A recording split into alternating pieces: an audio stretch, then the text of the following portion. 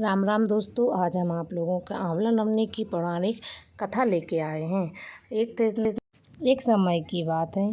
किसी नगर में एक सेठ जी और सेठानी जी अपने 5 बेटे और 5 बहुओं के साथ रहते थे।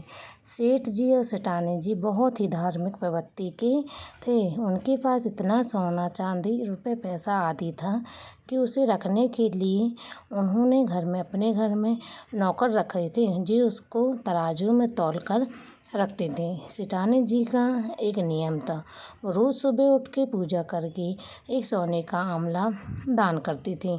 उसके बाद ही खाना खाती थी। इसके बाद ही सेठानी अब आराम से अपने दिन गुजार रही थी। एक दिन उन सेठानी जी की बहुओं ने सोचा, अगर मासा ऐसे सोने के आंवला दान करती रहेंगी तो हमारे लिए कुछ भी नहीं बचेगा। तो बहुओं ने मिलकर सासू जी से कहा, माँ, सोने के आंवले की जगह एक साधारण आंवला दान किया कीजिए और खाना खा लीजिए क्या। सेठानी जी ने बहुओं की बात मान ली और अब वो रोज़ाना सादा आंवला दान करने लगी। कुछ दिनों बाद बहुओं को सादा आंवला दान करना भी अखरने लगा। अब वो सेठानी जी से सादा आंवला दान करने के लिए भी रोकने लगी। इस बात से सेठानी जी और सेठ जी को बहुत दुख हुआ और वो सेठ जी सेठानी जी घर से निकल गए। वो चलते चलते एक घने जंगल में आ जाते हैं और फिर वो एक पेड़ के नीचे आराम करने के लिए बैठ जाते हैं। फिर उनको रात को हो जाती है तो वो एक घने पेड़ के नीचे सो जाते हैं और उन्होंने कुछ खाया भी नहीं था। वहाँ भगवान की कृपा से एक सोने के आंवले का पेड़ आ जाता है।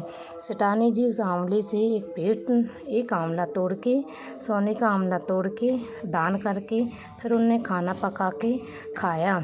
इसके बाद सेठानी जी अच्छे से रहने लगे और सेठ जी का काम धंधा अच्छे से चलने लगा। फिर से वो पहले की तरह धनवान हो गए थे और इसके बाद वो सेठानी जी फिर से सोने का आंवला एक दान करने लगा। फिर उनकी बहू बेटे के बीच में झगड़ा होने लगा, उनके व्यापार में घाटा होने लगा और उनकी सारी पूंजी ख़त्म हो गई।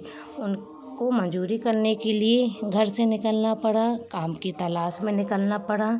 वो सेठ और सेठानी जी के पास पहुंच जाते हैं।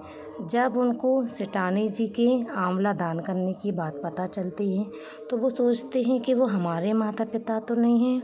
फिर वो सोचते हैं उनके पास तो कुछ भी नहीं था, वो कैसे हो सकते हैं। एक बेटे ने एक दिन वो लोग सेठ जी को देख लेते हैं।